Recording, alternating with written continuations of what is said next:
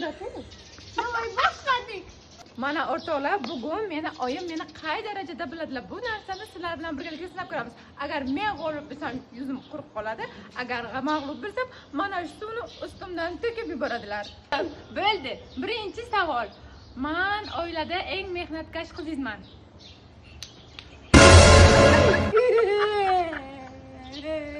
Siz meni doim vrach bo'lishimni xohlardingiz, men esa buni xohlamasdim. To'g'ri. Men oilada farzandlaringizni orasida eng chiroylisiman. To'g'ri, keyingisi.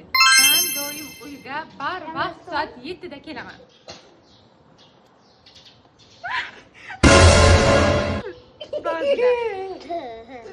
Meni yilim ilon bo'lgani bilan o'zim yumshoq mushukchaga o'xshayman. Buxorolik blogerlarning orasida eng zo'rman.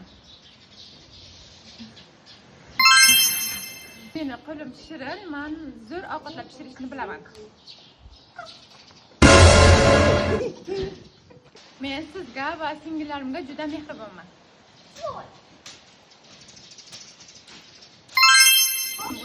O'zim uchun juda ham kam pul sarflayman.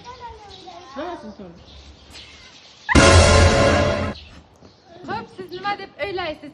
To'g'ri va to'g'ri javoblar bo'ldi. Kommentariyada yozib qoldiring.